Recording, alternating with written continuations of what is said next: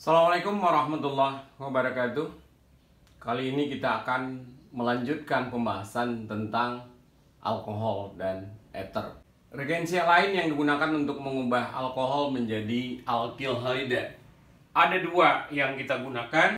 Yang pertama adalah kita menggunakan apa yang disebut dengan thionyl klorida. Dimana di sini nanti alkohol bereaksi dengan thionyl klorida, hasilnya adalah berupa alkyl halida. Nah, secara umum OH itu akan digantikan oleh Cl. Berarti sesungguhnya nanti kita lihat bahwa ini adalah reaksi substitusi. Berikutnya nanti kita akan lihat bagaimana mekanismenya. Reaksi yang kedua adalah reaksinya dengan PBr3, fosfor tribromida. Secara kasat mata mungkin kita bisa lihat di sini bahwa hasilnya sama. Di mana ROH itu akan bereaksi dengan fosfor tribromida untuk menghasilkan sebuah alkyl halida. Berikut kita akan jelaskan bagaimana mekanismenya. Nah, salah satu yang kita bahas di sini adalah reaksi yang pertama, yaitu reaksi dengan thionyl klorida. Sekarang kita lihat reaksi berikut. Ini adalah senyawanya adalah S2-butanol. Nah, direaksikan dengan thionyl klorida. Nah, dalam hal ini ya, reaksi yang terjadi adalah pada tahap 1 OH itu akan melakukan penyerangan terhadap S. Nah, kemudian baru elektron ini akan berpindah sehingga nanti akan terbentuk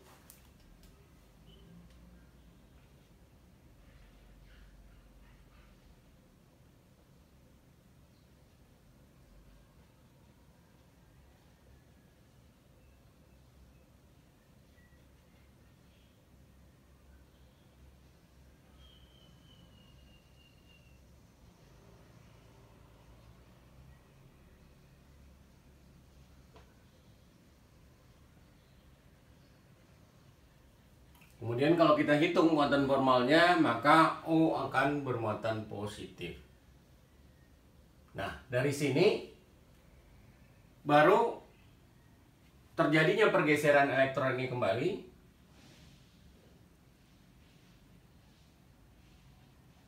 Sehingga dengan demikian Cl-nya akan lepas.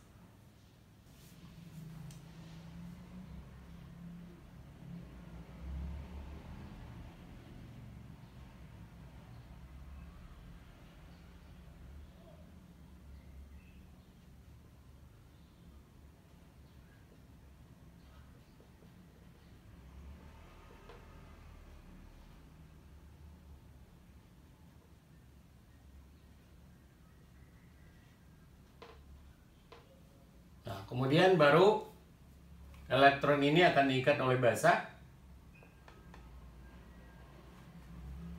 Sehingga dengan demikian maka ini akan lepas. Di sini menggunakan basa.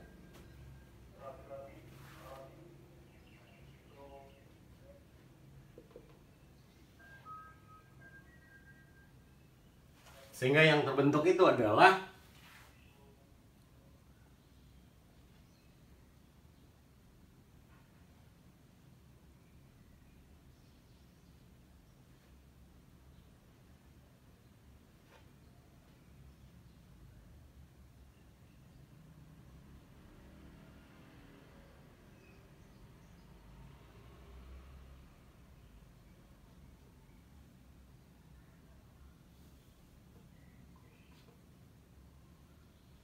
nah, itulah yang terjadi pada tahap pertama. Di mana di sini OH-nya melakukan penyerangan terhadap S. Nah, kemudian nanti akan lepas Cl. Di sini adalah lepasnya Cl-. Kemudian baru H yang berupa asam di sini nanti akan ditangkap oleh basa. Nah, itu adalah langkah pertama. Nah, langkah selanjutnya adalah Cl- yang akan lepas itu akan melakukan penyerangan pada karbon yang ini. Ya, jadi kita tulis dulu.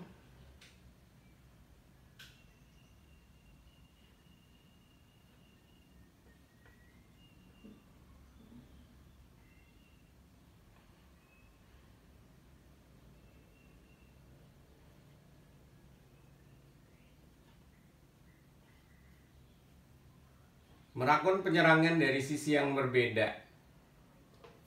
Dalam arti kata ini sesungguhnya adalah berupa senyawa. Sesungguhnya ini adalah reaksi SN2.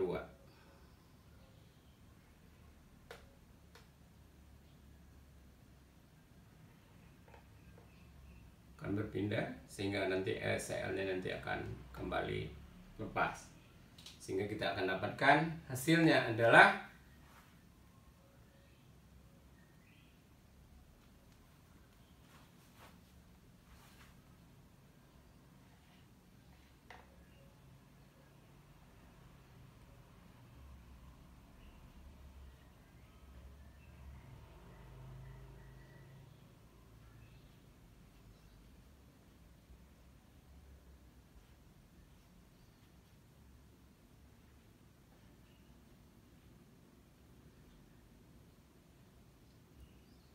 tambah, yang ini tentu akan jadi SO2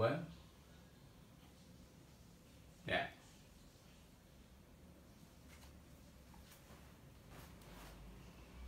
Tambah Cl-. Dan kalau kita perhatikan sekarang, kalau awalnya ini adalah berupa S ya, S2 butanol tepatnya, tapi kalau kita perhatikan di sini senyawa ini tentu adalah berupa, prioritasnya adalah Cl2, H-nya tetap di belakang. Ini adalah hasilnya adalah berupa R. Kalau mau nama yang lebih jelas, berarti namanya adalah Cl-nya berada pada 1, 2, berarti R2 kloro, C-nya ada 4, butana. Nah, demikian bagaimana pembentukan alkil halida melalui reaksinya dengan tionil klorida. Dan Anda bisa lihat di sini dan perhatikan bahwa jika yang kita reaksikan itu adalah berupa senyawa kiral, jika itu adalah S, maka hasilnya nanti adalah berupa R. Berikutnya adalah reaksi eliminasi pada senyawa alkohol. Seperti halnya pada alkil halida, reaksi eliminasi nanti juga akan menghasilkan sebuah senyawa alkena. Perhatikan alkohol berikut. Ini kalau kita perhatikan, ini adalah alkohol tersier. Kalau yang kedua, ini adalah alkohol sekunder. Dan ini adalah alkohol primer. Dapat kita lihat perbedaannya. Anda bisa lihat di sini apa yang berbeda. Ya, benar bahwa suhunya berbeda. Berarti yang paling mudah bereaksi itu adalah dalam posisi OH-nya adalah yang tersier, di mana suhunya adalah 60 derajat. Kalau yang sekunder, suhunya yang dibutuhkan adalah 100 derajat Celcius. Sedangkan yang primer suhunya lebih tinggi lagi, yaitu 180 derajat Celcius. Jadi dengan demikian, maka berdasarkan kereaktifannya, berarti yang paling reaktif itu adalah tersier. Kemudian, reaksi eliminasi itu kan ada dua. Ada reaksi eliminasi bimolekuler atau E2, ada reaksi monomolekuler. Nah, biasanya untuk yang sekunder dan tersier itu akan menjalani reaksi eliminasi monomolekuler atau E1. Sementara kalau untuk yang primer, kemungkinan berarti ini adalah yang melalui reaksi E2. Nah, untuk lebih jelasnya bagaimana pembentukannya, bagaimana mekanismenya, kita akan lihat yang berikut ini. Kita lihat contoh berikut. Kalau kita perhatikan berarti ini adalah alkohol sekunder. Kalau alkohol sekunder berarti dia akan menjalani reaksi E1. Tahap awal tentu adalah pembentukan karbokation. Ya. Sini O melakukan penyaluran terhadap H+. Sehingga nanti hasilnya adalah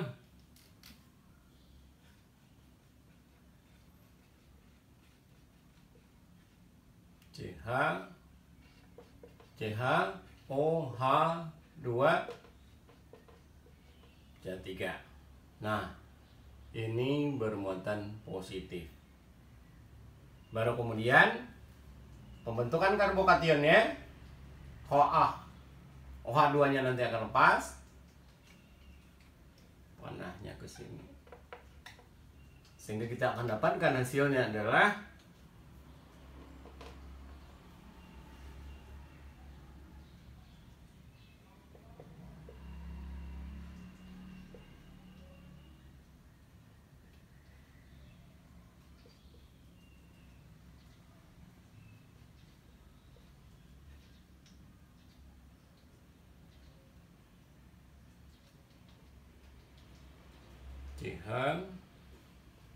CH2H.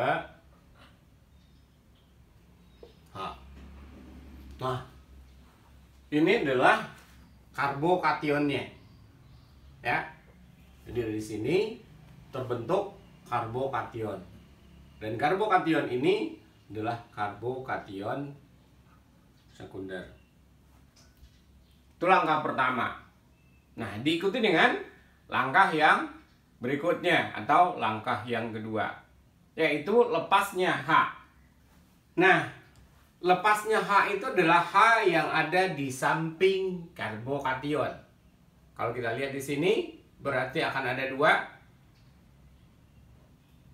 yang di kiri dengan yang di kanan. Maka nanti hasilnya adalah, kita akan lihat, kalau yang di kiri nanti tentu akan, nanti hasilnya adalah begini.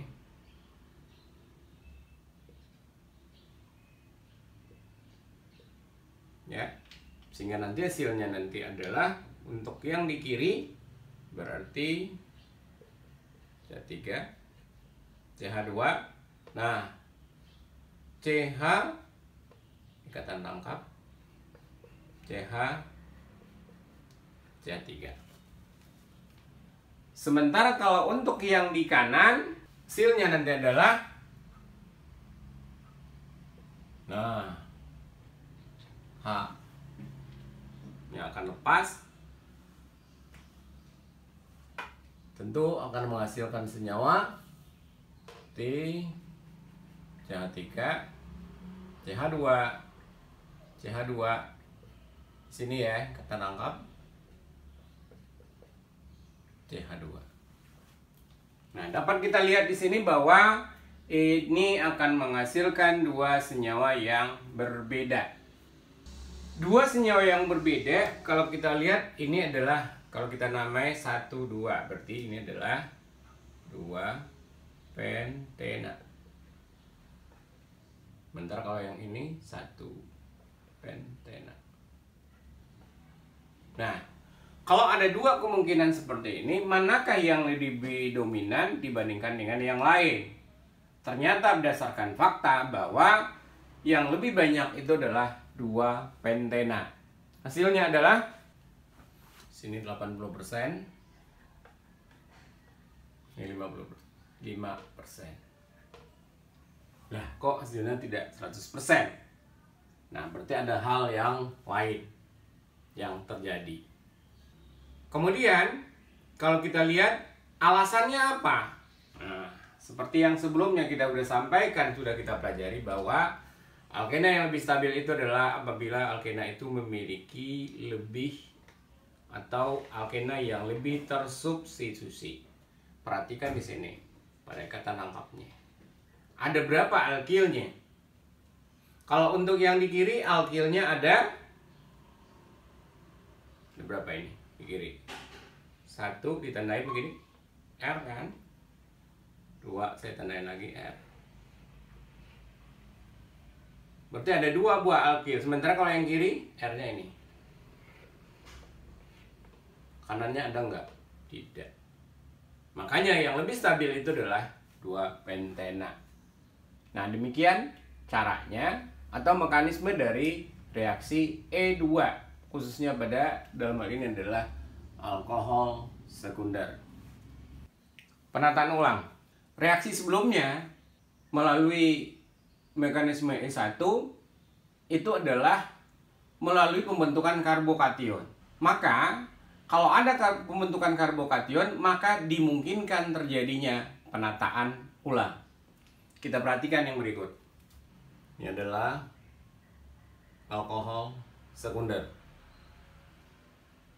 Nanti akan menghasilkan CH3, CH3, CH3, C, OH, 2 plus, udah diikat, CH, CH3. Seperti biasa, dan dalam gugus pergi yang baik, OH-nya, OH2-nya lepas atau H2O, sehingga nanti yang akan terbentuk itu adalah C, CH3, CH3, CH3, CH plus CH3. Dan kalau kita perhatikan, ini adalah merupakan karbokation sekunder. Maka seperti yang disampaikan bahwa jika dimungkinkan dia membentuk karbokation yang lebih stabil, maka dia akan lebih suka. Dengan demikian, ini salah satu CH3 ini bisa bergeser. Dalam arti kata berarti dia akan menjadi, seperti bisa dilihat, CH3, C, meningkat CH3, CH. Nah, di sini CH3-nya sudah pindah satu. Dengan demikian, ini menjadi karbokation. Ya. Nah, baru kemudian dari posisi inilah nanti akan terjadi lepasnya H yang berada di samping karbokation. Jadi, kalau yang ini mungkin kita akan lihat, kita ganti aja katanya. Nah, salah satu dan yang paling dominan nanti adalah yang akan terbentuk itu lepasnya H yang di sini, sehingga nanti dia akan membentuk ketan rangkap. Di kiri dia ngikat CH3 kedua-duanya. Kanan juga ikat CH3. Dan kalau kita lihat di sini, sebenarnya juga dimungkinkan terjadinya ikatan rangkapnya itu terbentuk di ujung di sini, ya. Tetapi ini adalah yang paling dominan. Tugas Anda adalah untuk H yang ada di sini yang diambil hasilnya apa, dan bandingkan dengan senyawa yang di kanan, manakah yang lebih stabil. Kita lihat contoh yang lainnya. Sama seperti mekanismenya. Lepas, berarti dia akan mengikat, membentuk senyawa berikut.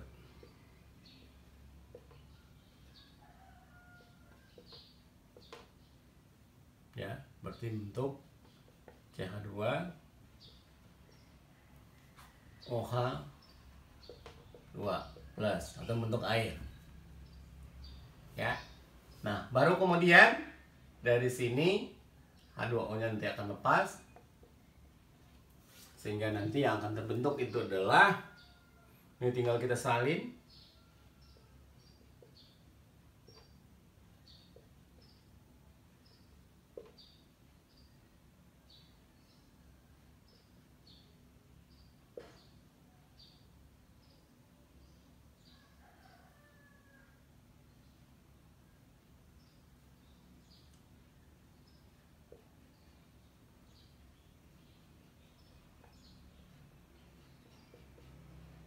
Nah, ini karbokationnya. Nah, seperti yang tadi juga, maka jika dimungkinkan terjadinya penataan ulang, maka dia akan lebih suka dalam penataan ulang agar dia lebih stabil. Dan kalau kita lihat di sini, maka nah, H ini bergeser. Pergeseran H dalam penataan ulang disebut dengan geseran hidrida. Sementara kalau yang tadi, yang bergeser itu adalah CH3.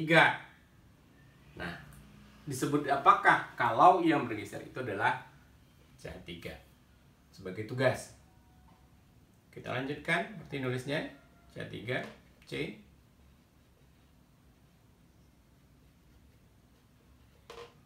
Berarti di sini akan jadi karbokation.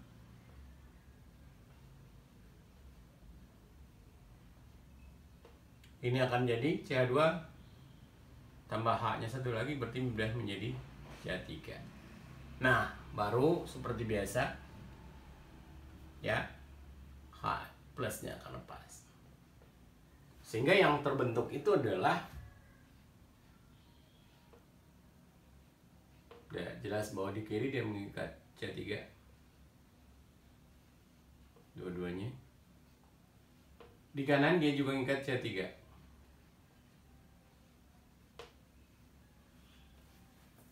Nah, seperti yang tadi juga sebenarnya, bagaimana halnya ketika H yang diambil itu adalah H yang ujung, yang H yang ini. Nanti yang akan terbentuk itu apa sebagai tugas? Alkohol sebagai asam. Alkohol itu akan mirip dengan air. Alkohol itu juga bisa bersifat sebagai basa dengan menerima sebuah proton, sehingga dia akan menghasilkan ROH2+. Seperti air juga, alkohol bisa bersifat juga sebagai asam dengan melepaskan protonnya. ROH, kalau protonnya lepas tentu yang bersisa adalah RO-, atau yang disebut juga dengan alkoksida. Seperti halnya air, alkohol itu adalah merupakan asam ataupun sebagai basa sangat lemah. Dimana kalau pKa air itu adalah 15,7, pKa untuk metanol adalah 17. Secara keseluruhan keasaman alkohol itu memang lebih rendah. Kenapa? Karena dia memiliki tetapan dielektrik yang lebih rendah dibandingkan dengan air. Nah, itulah adalah sifat asam ataupun sifat basa dari sebuah alkohol yang mirip dengan air. Alkoksida dan fenoksida. Apa itu alkoksida? Alkoksida itu adalah garam dari sebuah alkohol. Contoh, CH3ONa. Berarti ini adalah sebuah metanol, kemudian H-nya digantikan oleh logam Na. Berarti namanya adalah natrium metoksida. Kalau yang kedua, berarti ini namanya adalah kation lebih dulu, kalium. C-nya ada 2, berarti etoksida. Berarti kalium etoksida. Nah, kalau yang ini kalium dengan tersier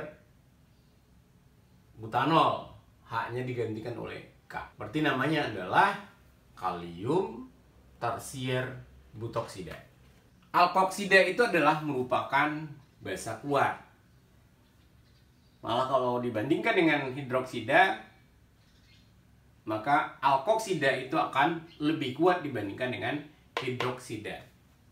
Nah, terus bagaimana membuat alkoksida? Maka cara membuat alkoksida tentu agar H-nya ini lepas. H ini bisa direbut tentu oleh sebuah basa yang jauh lebih kuat dibandingkan dengan alkoksida itu sendiri. Apa itu? Nah, di sini ada 2. Yang pertama adalah sodamida. Yang kedua adalah regensia Grignard. Intinya nanti di sini adalah bahwa dia akan merebut H, sehingga nanti yang akan terbentuk itu adalah alkoksidanya. Di sini adalah RO-. Tentu Na, NH2 ini akan mengikat H, membentuk NH3.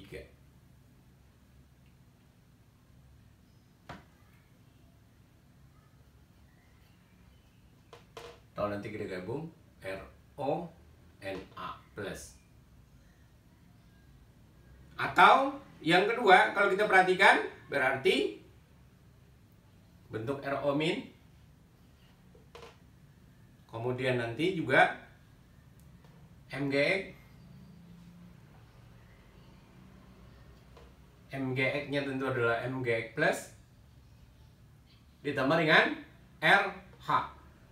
Ini adalah kalau materi yang sebelumnya kita pernah bahas bahwa salah satu pembentukan dari sebuah alkana adalah menggunakan Regensia-Grignard. Karena boleh dikatakan bahwa Regensia-Grignard itu adalah basa yang paling kuat yang ada di laboratorium. Demikian cara pembentukan sebuah alkoksida. Ini cara yang pertama. Nah, nanti kita akan lihat lagi cara yang kedua. Cara yang kedua adalah yaitu dengan mereaksikan alkohol dengan logam alkali. Biasanya berupa logam natrium dan kalium. Contoh, metanol direaksikan dengan Na. Hasil nanti adalah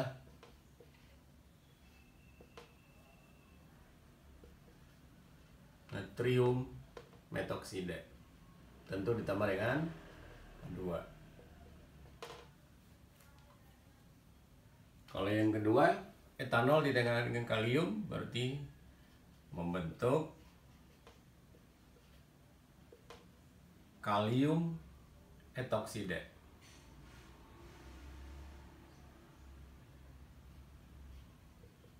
Tambah dengan 2. Nah, kalau kita perhatikan, ini reaksinya bukan reaksi asam basa, tetapi adalah reaksi redoks. Bagaimana kita lihatnya? Apa yang mengalami oksidasi dan apa yang mengalami reduksi? Anda perhatikan, kalau Na, dari Na berubah jadi Na+, atau dari K menjadi K+. Berarti dia mengalami oksidasi. Jadi dari Na menjadi Na+.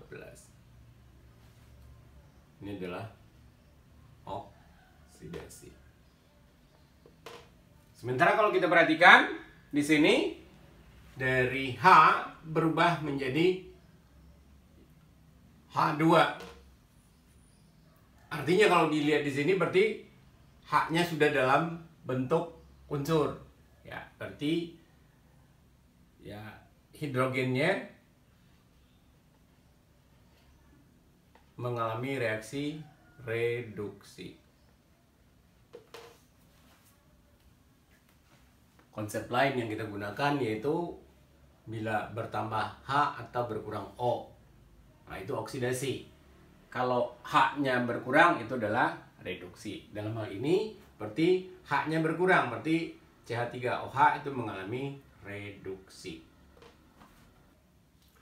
Berikutnya adalah bagaimana kereaktifan dari alkohol dan air terhadap logam natrium dan kalium. Nah, di sini kita perhatikan deretannya H2O, metanol, etanol, dan propanol. Nah, di sini disusun berdasarkan berkurangnya reaktivitas terhadap logam Na maupun logam K. Artinya kalau kita perhatikan di sini, makin panjang gugus R alkilnya, maka kereaktifan juga akan menurun. Nah, untuk karbon yang jumlahnya lebih dari 4, lebih atau sama dengan 4, itu digunakan logam kalium. Kalau sebelumnya kita udah bahas, ada 2 cara untuk membentuk alkoksida, dan cara yang ketiga adalah dengan mereaksikannya dengan hidrida logam. Dalam hal ini adalah logam alkali. Jadi di sini kita menggunakan natrium hidrida dan kalium hidrida. Contoh, sikloheksanol. Nah, kita reaksikan dengan natrium hidrida. Hasilnya adalah, nah di sini akan terbentuk ion dari alkoksidanya dan H2. Ini biasanya adalah berupa gas. Fenol itu merupakan asam yang lebih kuat dibandingkan dengan alkohol. Kalau diketahui bahwa pKa-nya adalah 10. Ion fenoksida itu adalah basa yang lebih lemah dibandingkan dengan OH-. Karenanya fenoksida itu dapat dibuat dari fenol dan NOH dalam air. Ini adalah senyawa fenol direaksikan dengan NaOH. Hasilnya adalah natrium fenoksida dan air. Nah, ini tentu berbeda dibandingkan dengan alkohol lainnya, di mana tadi kita sudah sebutkan ada beberapa cara untuk membuat senyawa alkohol. Alasannya adalah karena fenol ini lebih asam dibandingkan dengan alkohol. Apa yang mempengaruhi keasaman dari sebuah fenol? Nah, kita akan lihat nanti ionnya yang terbentuk atau anion yang terbentuk apakah lebih stabil. Nah, kestabilan itu salah satunya diakibatkan oleh adanya resonansi. Kita lihat yang berikut. Sebuah asam, katakanlah Ha, itu akan turun jadi H+ dan amin.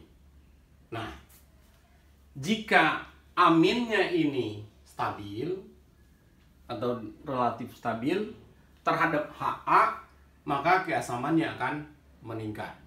Nah, salah satu kestabilannya itu diakibatkan oleh adanya resonansi. Kita perhatikan untuk senyawa fenolat yang ini. Kita tulis bentuk resonansinya.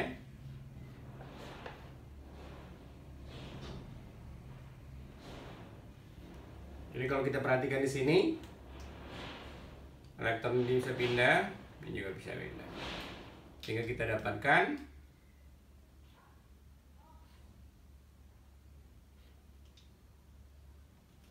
ini akan bermuatan negatif. Nah, demikian selanjutnya. Ini juga bisa membentuk resonansi kembali.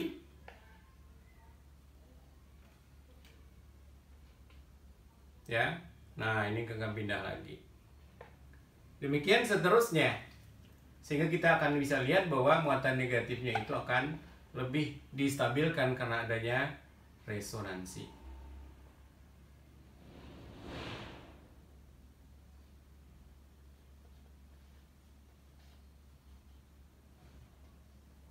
Demikian.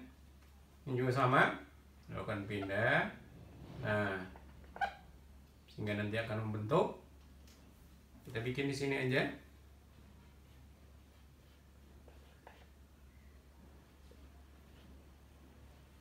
Ini elektronnya sudah pindah ke sini. Ini sudah. Nah, muatannya negatif. Ini muatannya negatif. Ini muatannya negatif. Ini muatannya negatif. Walaupun mungkin ada yang ditandai dan ada yang tidak. Nah, berikutnya baru kemudian bisa membentuk resonansi.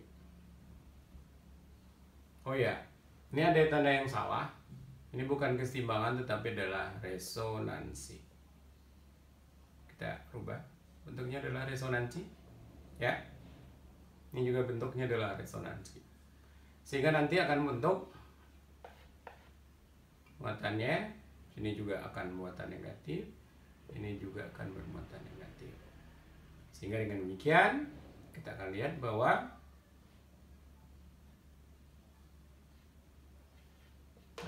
muatan negatifnya sekarang sudah ada kembali di O.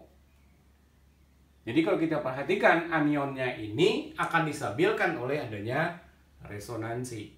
Artinya muatan negatifnya kalau kita perhatikan di sini, muatan negatifnya bisa berpindah-pindah. Ya, sebenarnya dari sini, sini, sini, ini. Atau boleh dikatakan atau disebut juga dengan muatan negatifnya yang terdilokalisasi. Sekarang bagaimana halnya dengan alkohol? Ya, kalau alkohol muatan negatifnya ini tidak bisa mengalami resonansi. Artinya adalah O min, muatan negatifnya hanya di O saja, nggak mungkin dia akan pindah ke tempat lain, atau disebut juga dengan muatan negatifnya yang terisolasi. Dengan demikian, maka penyebab dari sebuah fenol itu relatif stabil adalah karena adanya muatan negatif yang terdilokalisasi. Sementara kalau pada OR- itu muatan negatifnya terisolasi. Selanjutnya adalah ester dari alkohol. Pertama adalah ester karboksilat. Nah, ester karboksilat itu terbentuk dari sebuah asam karboksilat direaksikan dengan alkohol. Nah, reaksi ini juga disebut dengan reaksi esterifikasi. Ya, kalau di sini berarti mekanismenya nanti kita akan bahas pada topik asam karboksilat. Berarti nanti hasilnya adalah CH2CH3. Nah, ini adalah merupakan sebuah ester. Nah, demikian juga kalau untuk yang senyawa yang kedua. Sebenarnya kalau dari segi mekanismenya, ya, yang melakukan penjarangan ini adalah ini, elektron bebas ini ke C. Ya. Oh, tentu biasanya diawali dengan protonasi dari OH dan seterusnya, ya. Karena nanti kita akan belajar pada topik yang lain. Jadi dengan demikian nanti akan membentuk. Nah, ini ikatannya ini di sini. O CH2 CH3. Nah, yang berikutnya adalah nitrat. Sekarang kita lihat ini asam nitrat NO3 dengan asam nitrat yang lain nanti, sehingga nanti yang akan terbentuk itu adalah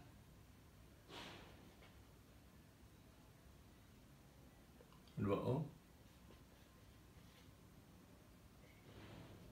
ya, ikat NO2. Nah, di sini NO3-nya lepas. Sehingga dengan demikian berarti langkah berikutnya adalah H2O-nya lepas. Sehingga nanti akan membentuk NO2+. Ya. NO2+ itu adalah merupakan sebuah elektrofil. Nah, elektrofil inilah yang akan bereaksi dengan sebuah senyawa alkohol. Kalau misalnya sebuah metanol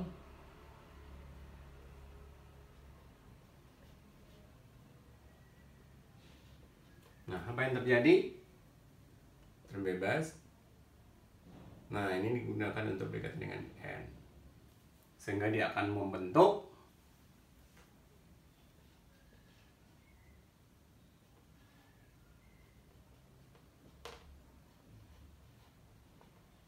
NO2. Dan ini kalau kita hitung muatannya akan positif. Nah, baru kemudian ini akan lepas. H+-nya akan lepas. Ya. Sehingga dia akan membentuk CH3O NO2. Nah, ini yang disebut dengan metil nitrat. Jadi ada dua langkah untuk terjadinya metil nitrat itu adalah, pertama adalah pembentukan dari elektrofil dari sebuah nitrit, kemudian nitrit baru diserang oleh sebuah alkohol sehingga dia akan membentuk metil nitrat. Ester yang berikutnya adalah ester sulfat. Reaksi asam sulfat pekat dengan alkohol itu akan menghasilkan ester sulfat monoalkil dan dialkil. Kita lihat contohnya di sini, ya, asam sulfat yang reaksikan dengan metanol, ya, bisa hasilnya adalah berupa metil hidrogen sulfat, bisa dimetil hidrogen sulfat. Namun hasil dari sebuah alkohol yang bereaksi dengan asam sulfat itu tergantung juga pada kondisi-kondisi yang lain. Tergantung sebenarnya kepada jenis alkoholnya, apakah primer, sekunder, ataupun tersier. Untuk alkohol primer Nah, reaksinya dengan H2SO4 ini juga akan tergantung kepada kondisi suhunya. Jika suhunya adalah 0 derajat Celcius, maka yang dihasilkan adalah berupa ester sulfat, dialkil sulfat. Tetapi kalau suhunya 40 derajat, maka hasilnya adalah berupa senyawa ether. Sementara kalau pada suhu 170 derajat Celcius, maka hasilnya adalah berupa senyawa alkena. Ini untuk yang primer. Bagaimana untuk yang sekunder dan tersier? Maka kalau untuk yang sekunder maupun tersier, hasilnya adalah berupa senyawa alkena, seperti yang sudah kita pelajari. Berikutnya adalah sulfonat. Sulfonat itu adalah ester anorganik. Rumus umumnya adalah RSO2OR. Nah, kalau di sini perhatikan ya, SOOOH. Nah, ini disebut dengan asam benzena sulfonat. Anda perhatikan apa perbedaannya dibandingkan dengan sulfat. Ini contoh yang lain ya. Tapi ini adalah berupa H-nya ini atau OH itu digantikan dengan OR. Makanya ini adalah merupakan esternya ya. Maka namanya adalah metil benzena sulfonat. Nah, ini merupakan sebuah sulfonat.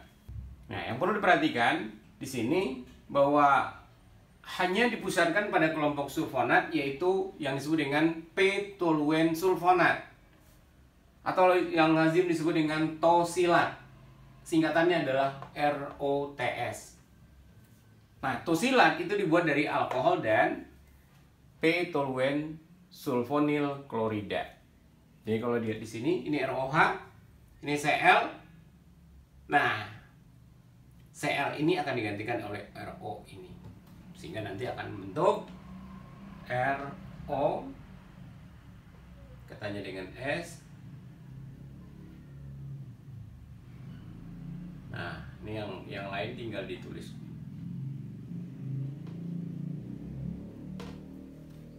Anda perhatikan rumusnya ya. Nah, tugas bedakan antara sulfonat dan sulfat. Perbedaannya apa? Ya, Anda perhatikan di sini, kalau sulfat seperti apa, kalau sulfonat seperti apa. Ini SO, ini O juga, ini OH, tapi ke sini apa? Ya, biar Anda paham. Nah, perhatikan reaksi berikut. Ini adalah S2-butanol. Nah, dalam reaksinya sini baku penyerangan terhadap S, sehingga hasilnya nanti adalah, kita lihat, berarti C ngikat H, C2H5, kita singkat aja, ini C3, maka ini akan mengikat O, bukan H-nya ya. O-nya nanti akan positif, mengikat di sini adalah S, ikat O. S-nya juga mengikat. Ini kalau yang ujung-ujungnya ini tinggal salin, mengikat Cl, masih mengikat Cl. Kemudian ini juga mengikat O. Ya. Nah, itu langkah yang pertama. Langkah selanjutnya adalah ini, balik lagi, sehingga selnya nanti akan lepas. Kalau begitu, kita lihat hasilnya adalah, kita tulis reaksinya di sini, sehingga hasilnya adalah, ini tinggal salin aja sebenarnya, DC ngikat H, C2H5 ngikat C3, ngikat O. Nah, ngikatnya di sini tentu Cl-nya udah lepas, sehingga nanti dia akan membentuk ini O, ini juga O. Ya, artinya dia akan membentuk lagi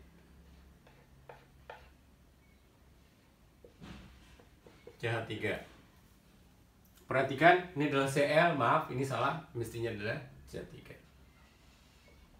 Kita ganti. Ya. Nah, ini langkah. Nah, tentu selanjutnya adalah dengan adanya basa, maka H ini akan diambil. Sehingga hasilnya nanti adalah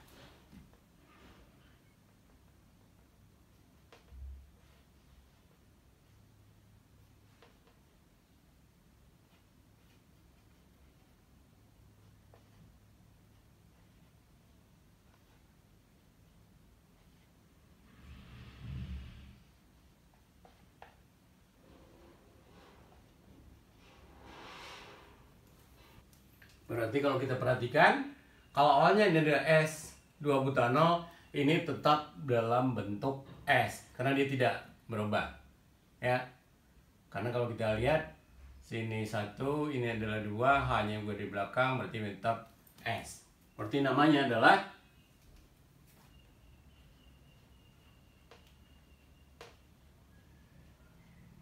S 2 butil tosilat. Nah, demikian cara bagaimana reaksi itu terjadi. Oksidasi alkohol. Nah, bicara tentang oksidasi dan reduksi, khusus untuk senyawa organik, kita tidak bicara tentang perubahan bilangan oksidasi. Salah satunya di sini adalah oksidasi. Apa yang disebut dengan oksidasi? Oksidasi itu adalah ada dua, bertambahnya oksigen atau bisa juga berkurangnya hidrogen. Contoh,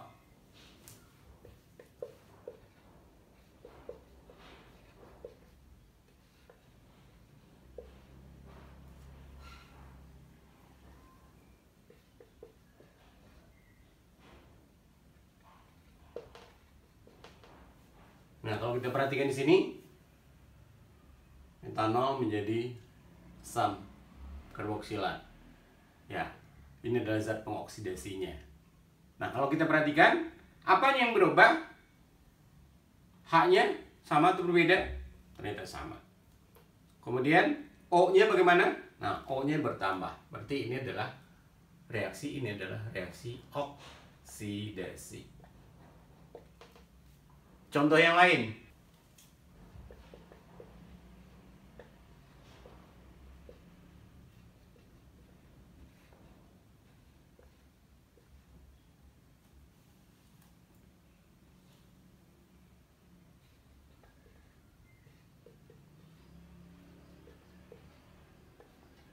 Kita perhatikan di sini. Apakah O-nya bertambah? O-nya tetap 1. Q1. Terus apa yang berbeda? Nah, yang berbeda adalah adanya pengurangan H. Kalau sini hanya 6, kalau di sini hanya 8. Berarti dengan demikian, berkurangnya hidrogen ini juga disebut dengan oksidasi. Maka dengan cara yang sama sebenarnya konsep reduksi itu apa? Nah, reduksi berarti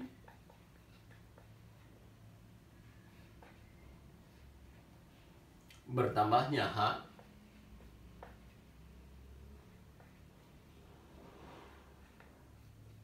atau berkurangnya oksigen. Tentu H yang maksud di sini adalah hidrogen. Oksigen. Jadi tolong diperhatikan, konsep oksidasi dan reduksi di sini tidak berdasarkan pada kenaikan atau penurunan bilangan oksidasi, tetapi tergantung kepada apakah oksigennya bertambah atau hidrogennya berkurang, atau hidrogennya yang bertambah atau oksigennya yang berkurang. Perhatikan, ini sebuah etana. Nah, ini adalah golongan atau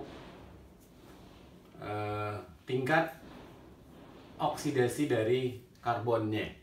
Dimana sini kalau kita perhatikan antara etena, alkohol ini pada kelompok yang sama, termasuk juga kloroetana.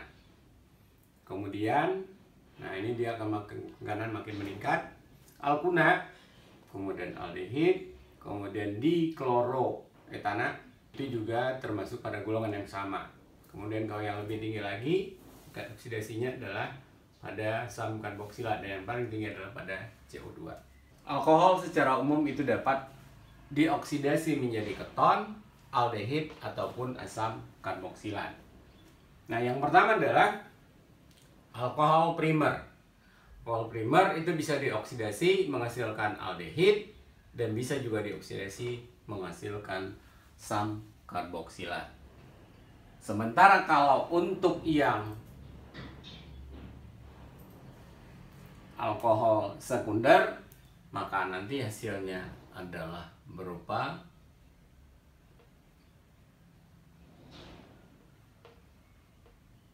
senyawa keton. Pertama adalah pembakaran alkohol.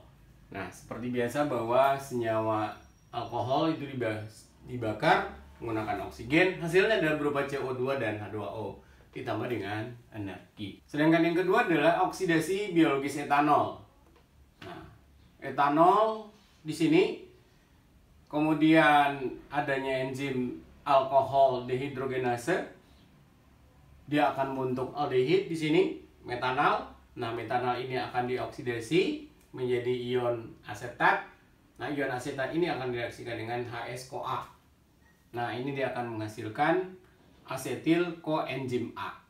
Nah, inilah yang nanti bisa berubah menjadi CO2 dan H2O beserta energi, dan bisa juga berubah menjadi lemak dan lain-lain.